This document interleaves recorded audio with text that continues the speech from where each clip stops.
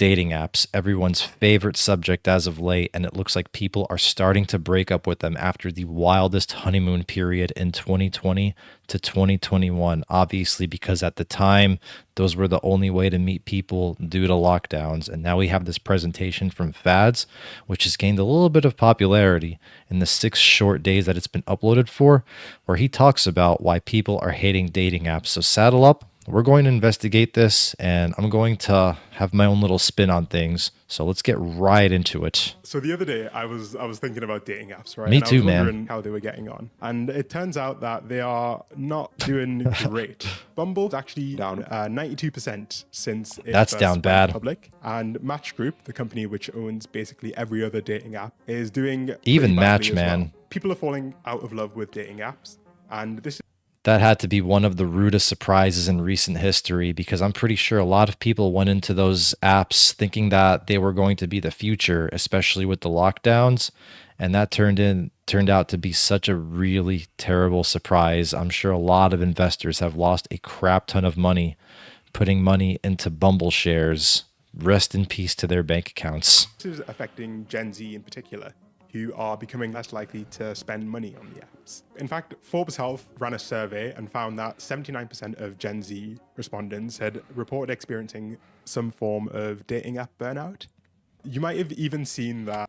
That doesn't surprise me because it's an issue on both sides, by the way. With the guys, they're struggling to get matches, so they feel completely defeated and hopeless, and they give up eventually because they're not getting any results on the apps. And then even with the girls, even though these girls are getting thousands of likes in the first week of being on the dating apps, the problem is that most of these likes are trash. And I've seen enough of videos of girls talking about their dating app struggles where they show the DMs that they get from guys. And most of these DMs are either cringe or boring to the point where it's not really interesting at all. So it's an issue on two fronts, right? So you have a quantity issue with the guys, and then with the girls, it's a quality issue. So even though these girls are getting, like I said, thousands of likes, it's like a false sense of abundance because most of these guys are not somebody that you'd want to meet up with just based off of like the first couple of messages. And there's actually another video that I can do where it's a compilation of how of the DMs that girls get on these dating apps. So you'll see how low that bar is. The companies have resorted to some interesting marketing techniques. For example, Bumble got in trouble for some ads that they ran That was a trying big to L. convince women to no longer be celibate, I guess. Yep. People weren't too happy with these adverts. Now, this is The funny part is I live in West Hollywood and I saw one of those ads like 2 blocks away from where I live on the Sunset Strip, Sunset Boulevard, and they had one of those on one of the buildings, and that completely surprised me because celibacy in Los Angeles, come on guys, Los Angeles, New York City, that's kind of a far-fetched thing. And the even funnier part is that Bumble was founded by a group of ladies, right? So for these ladies to now tell girls what to do with their bodies, i.e., become celibate, that kind of goes against the whole ethos of Bumble, right? And what the founders were trying to go for when they first opened up the app. a far cry from the promise that dating apps made for us. When they first launched, it would be difficult to believe that around a decade later, they'd be launching $500 a month membership programs. If we try to understand That's how we ended up desperation. here, we maybe can come to some interesting conclusions. That's trying to prey off the desperate.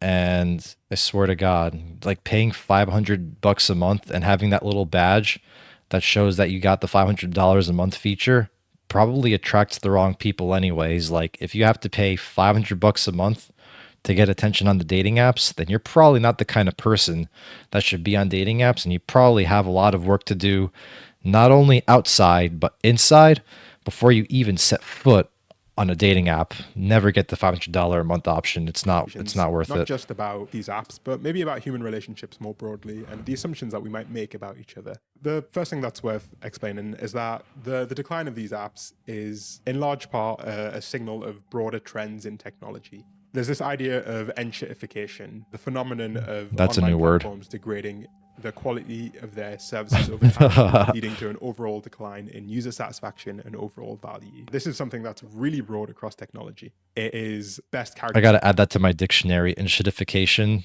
characterized through Airbnb, starting initially as a promised land where you could rent out a spare room at the fraction of a cost of a Oh, hotel, God. but ending up in a situation where people are paying $200 cleaning fees and have curfews and service fees for a rental. The most egregious example of enshittification is BMW, who Yeah, that's actually funny about Airbnb because there's a lot of situations where it's actually cheaper to go to like a Hilton or like a Marriott or whatever, or like a Holiday Inn, right? Than it is to get an Airbnb where you can still get a room for like 100 to 150 bucks a night at a professional hotel, and it comes with less of the BS, right? Like, for example, I've had a lot of Airbnbs where they frowned because I tried to check in at 11 p.m. or midnight or whatever. Whereas if you go to like a Holiday Inn or like one of those other hotels, you can check in at 2, 3 in the morning and it's not a problem because obviously delays happen when you travel. Shit happens when you travel. Sometimes you get in a little later than expected. And I actually have a funny story from 2019 when I first came to LA 5 years ago, at least as of this recording, where I got an Airbnb in Culver City just so I had a place to sleep at while I was finding my apartment, and it ended up being a hostel that I paid $100 a night for. And it was basically one of those situations where you had a couple of bedrooms and each of the bedrooms had like 5 to 6 beds or whatever, right? Now, luckily, I had the private room, but this was like a 2 bedroom house, and I had the private bedroom, and the other bedroom was like six beds in one room, and it was the smallest house I've ever seen. It was so small, it was so cramped, and it was dirty as hell too. It was dirtier than what it was advertised in the pictures, and it was just disappointing that I spent $100 a night on that, where my privacy was very minimal. I had to share a bathroom with 8 other people, and if I just spent like an extra $100 a night or whatever, I could have had way better quality. It was just very disappointing and misleading. And this was back in 2019 before inflation really got out of hand. Like, I'm pretty sure if that hostel is still up, I'm sure that $100 a night is now like $200 a night for the private room. And then the shared room, I don't know. I don't know. But hopefully those guys weren't paying more than like $25 because that was ridiculous. It was ridiculous. It was messy, and it was just completely chaotic. in 2022 launched a subscription to just unlock the heated seats that were already in the car. Dating apps are not immune to this problem, as fundamentally they are technology companies. The most obvious manifestation of this enshittification is the idea that subscriptions are king. I don't know if you know this, but Tinder actually has 3 separate subscription options on top of the $500 a month subscription plan. These look more like insurance plans than dating apps. Dating apps have not become immune from this subscription mania, and their monetization strategy has led to them feeling more. Now, I will say, even though I would never get the $500 a month option, there is some justification to getting like Tinder Platinum or like Bumble Premium or whatever. And that's just for the sole fact of being able to see who swiped right on you. So you don't have to go through all the guesswork of swiping through profiles for half an hour and going, oh man, I hope that this person likes me or whatever, right? At least with the premium features, you can at least see who already liked you. And that was the reason why I got it.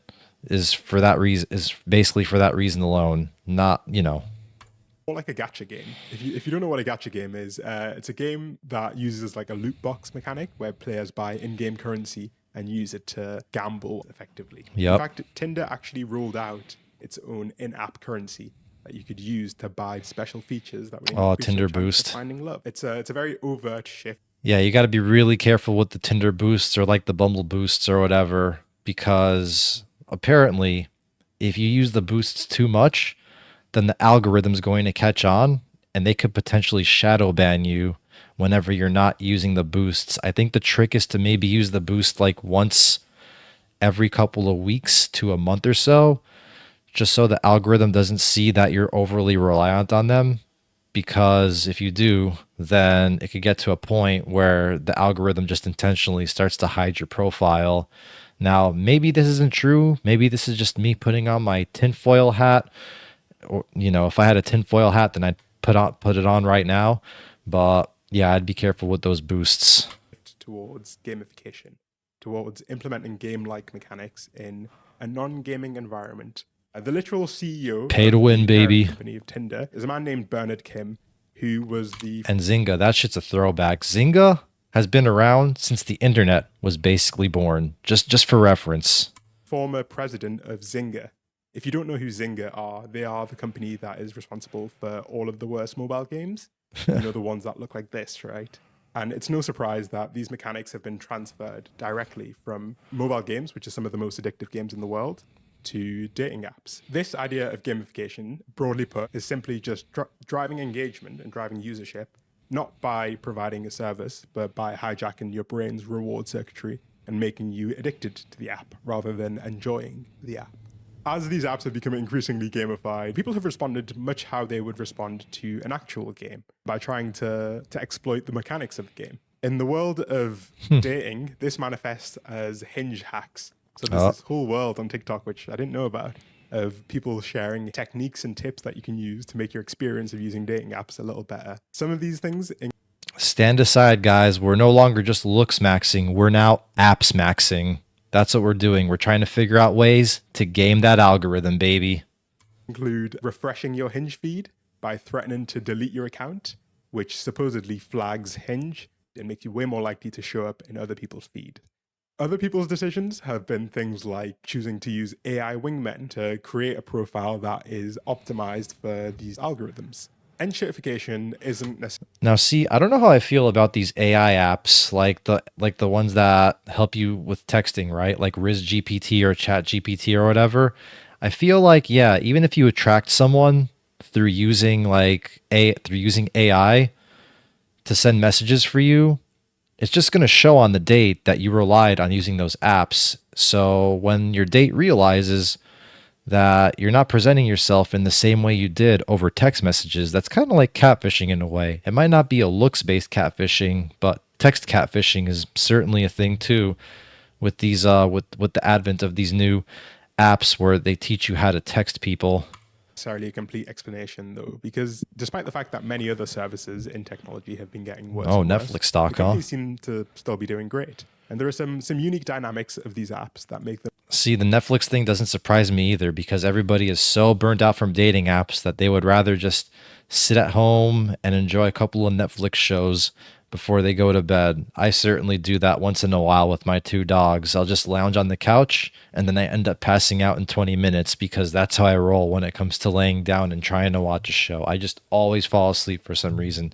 Even if I just woke up, I'll fall right back asleep if I'm laying down and I have a Netflix show on. Especially... Let me know if it's like that for you guys too.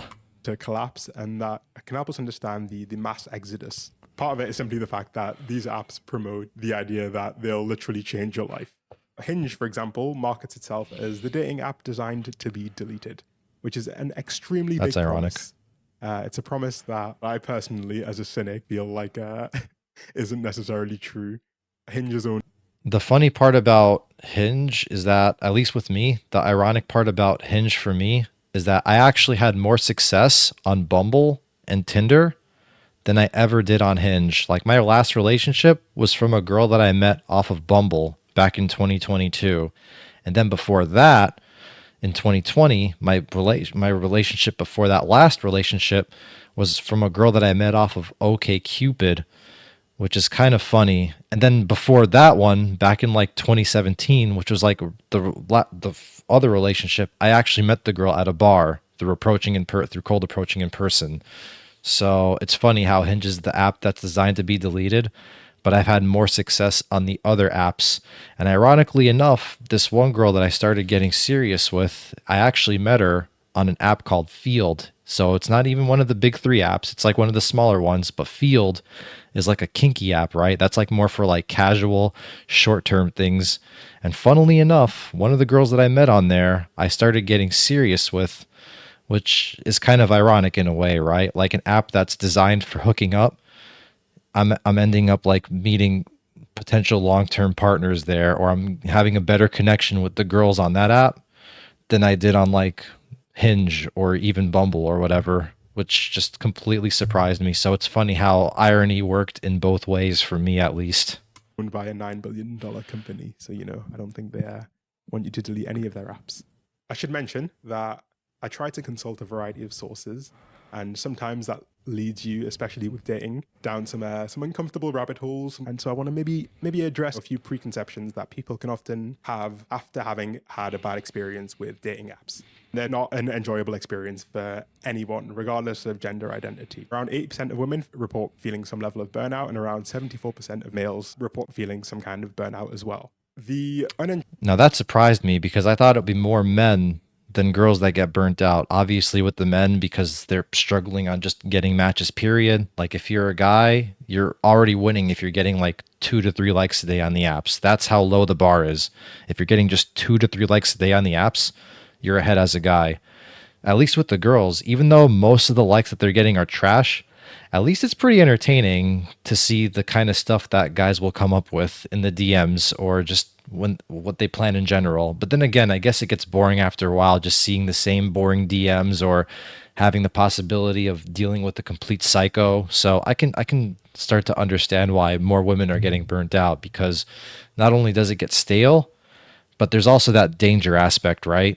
Enjoyable experience. Because, most of the men on the apps are desperate. And one of the most dangerous things is our guys when they're desperate, especially when they're around girls. Is pretty So, yeah. evenly split across the aisle. We have Now some that I very think about it, different problems makes that we sense. share, but no set of problems is one more significant than the other.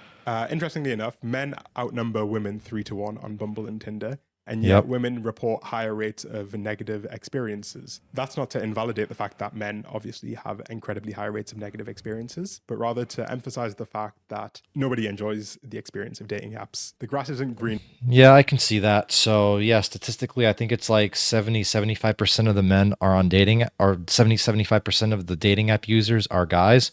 And the negative experiences thing is funny too, because I'm one of those guys that's able to go on like 2 to 3 dates a week with different girls. And yeah, I haven't really had that many negative experiences to think of right on top of the head. I think in most recent history, out of all the dates that I've been on in the last couple of years or so, I've only had one really bad experience, or like not really bad, but like it went south very quickly. And that was actually with a girl that I met recently, a couple months ago, as of this recording in 2024. And basically, this is how it went. I'll go over it real quickly. We met up. We met up at a club in West Hollywood. That's where we were meeting on a Saturday. And it started out all nice, right? Like, we were dancing, we were kissing, we were doing all this crazy stuff. Then the bars are about to close. It's 1:50, right? And the bars close at 2. So we're about to head back home. And my home is within walking distance of like the club that we met at.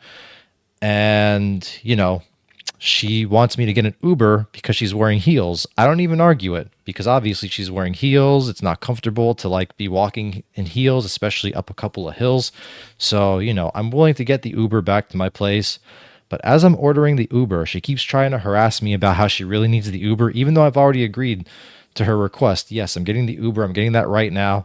And then she tries to make it even worse by pointing to like the go-go dancers and being like, why don't you just go take one of those go-go dancers back to your place? Because this is one of those like mixed clubs where they have female go-go dancers and male go-go dancers. So she told me that I should go meet with one of the female go-go dancers and hook up with them or whatever.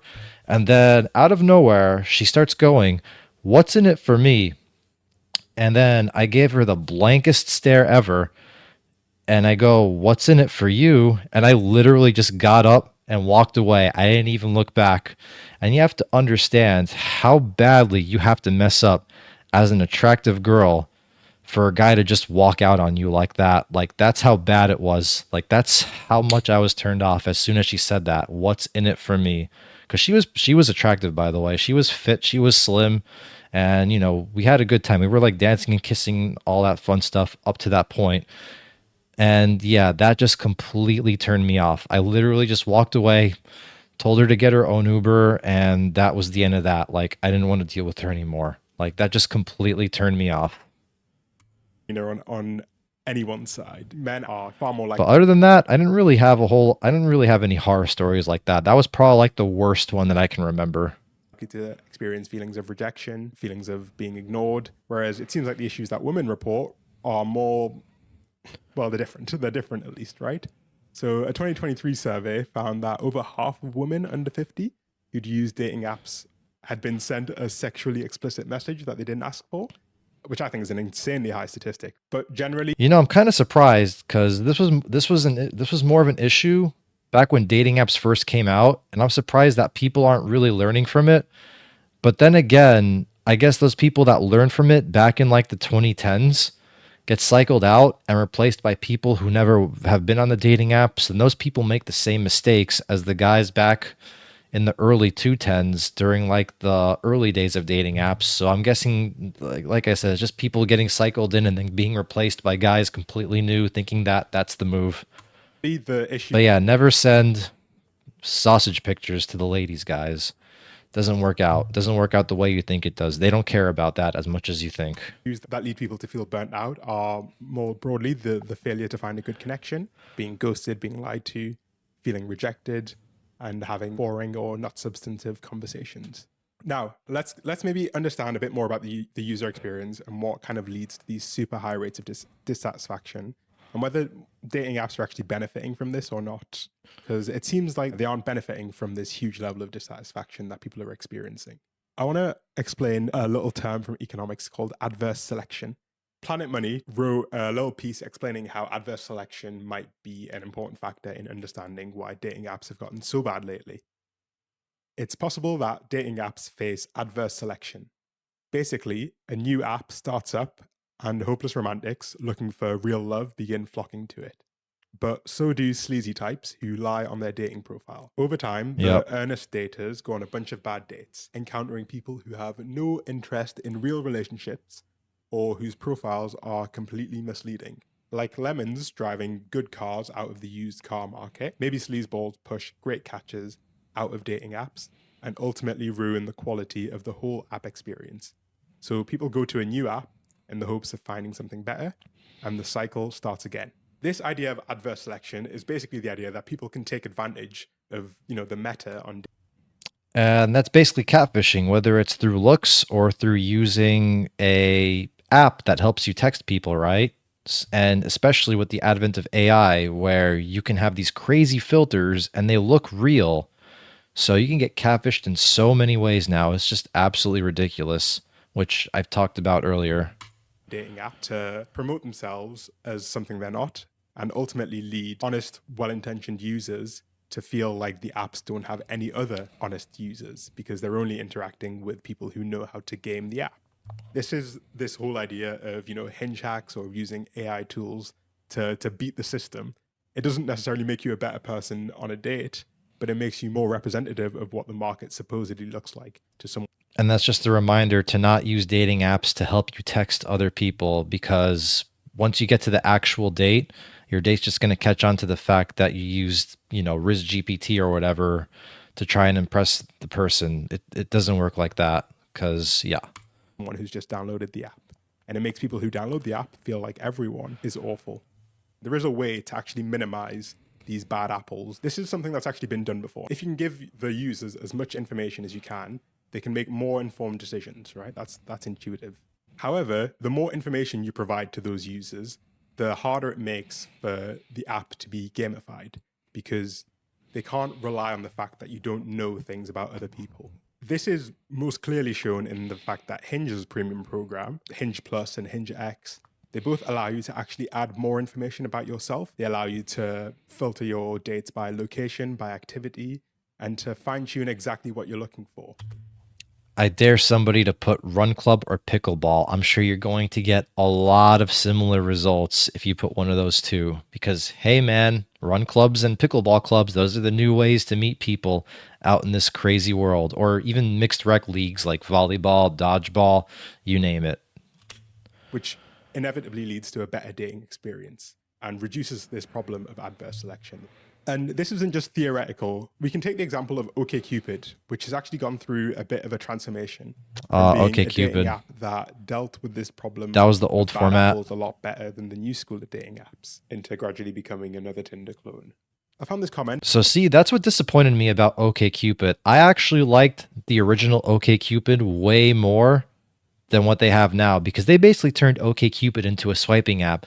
But before, it used to be it used to be an app where they gave you like a bunch of profiles of people that were in your area, and you could just scroll through them and click on each of those profiles, and it would be like a detailed description of what they like about themselves and all that. And that was way better than the whole swiping thing. That's how I met my girl. That's how I met my ex in 2020, was when OkCupid was like that, when you were still able to like go to each individual profile and it wasn't just a swiping thing like Tinder. They should really bring back the old OkCupid because it's really just a complete shit show now. Like the last time I tried OkCupid for a couple of days, most of the profiles aren't even from the US anymore. You have these girls from like the Philippines, Indonesia, even Africa that are just trying to swipe on all these guys for the green card or whatever. It's just ridiculous how bad the app's gotten. And I think it's a free feature too, where these girls can just swipe from wherever and try to match with guys in the US. Of someone who described their But experience. that was my experience with OkCupid for 2 days. It was mostly like girls from out of this country. It wasn't even anyone local. It was like 30% local and like 70% of like girls from other countries, just green card hunting. I think it captures quite well what's going wrong with these apps. OkCupid used to be really great before they were sold off to Yep. Match. Match is the company that owns Tinder and Hinge and all of the other ones. It Bring was a back pretty pre simple concept 2020. that worked really well. Start people off by forcing them to answer at a minimum like 25 matching questions Yeah, man. Bring back pre 2020 OkCupid. That was when it was at its peak. around things like politics, religion, handling money, hygiene, etc. Core factors that people would consider when dating, essentially. But the kicker was that you also got to specify how you would like your potential match to respond to the same question. And you got to weight that response based on how much you cared about that particular question. After about 25 questions, you could always get a large enough sample size to match people, but it worked best at matching people that had answered over 100 questions each. It was like magic. Anyone with over an 80% match on that site always ended up being a surefire, amazing conversation. What this person is describing, without necessarily realizing, is this idea of adverse selection, right? The idea that just by having more and more information about who your potential matches are in terms of their interests, their likes, their personality, you can basically make dating apps be fantastic. However, the issue with that is that they can become a bit too good, right? And you end up in the situation where every person you match with is actually a pretty good person, and you're therefore extremely likely to quit the app. The ideal situation for these apps is this weird middle ground where they want you to find someone you Grass is always greener syndrome. like, but not too often, and not someone that you like too much, because then you delete the app. But they don't want you to have zero matches, because that means that you'll delete the app super quickly. That's kind of the optimal model of a dating app, what's called a variable ratio reward, where you get a reward But the funny part is they aren't even delivering on that anymore. Just based off of what I see on Reddit, apparently a lot of guys are getting 0 likes on the apps now. at an unpredictable interval, and you get a reward that's big enough every time to keep you chasing the next one, like a slot machine. And they're playing this like balancing game, and they're clearly not doing a very good job at it. When it comes down to it, ultimately, people want what they've always wanted, which is meaningful connection with others. And I think the real danger here is that people have been generalizing their experiences on dating apps as broader generalizations of how, quote unquote, society is today. And I think that's a big problem, because I would hope that most of us understand that, say, social media isn't necessarily a one-to-one representation of how people behave in real life. If you took Twitter posts, for example, to be the representation of how everyone behaves in general, you'd be scared to go outside. If you took Instagram Reel comments, you'd think everyone was incredibly racist all of the time. It's an algorithmic mirage. Yeah, exactly. It's an algorithmic mirage, right? These algorithms are so capable of building a mirage that makes you think that what they are showing you is simply a direct representation of what reality is, when it's been filtered through layers and layers of algorithms and psychology in order to fundamentally change how you interact with it. The good thing that we can take home from this is that people are ultimately voting with their wallets, which is by far one of the most effective ways you can actually create change. There's a big trend, you might have seen it, of run clubs now. A lot Yep. of people are joining run clubs in order to find love. And this to me is ultimately a good thing. It means that people are actually choosing to create their own alternatives, which is exactly what we need right now. There's many, many angles you can approach this from. Yep, better get those joggers and Lululemons ready, boys and girls, because that's where you got to go, to them run clubs. And if you want an app version, you can do it through Strava, because a few months before this recording, Strava released a feature where you can now actually DM people and congratulate them after a run. So that's one way to slide into someone's DMs as well. So if you want the app version of Run Clubs, it's Strava, guys. So you're covered on either fronts.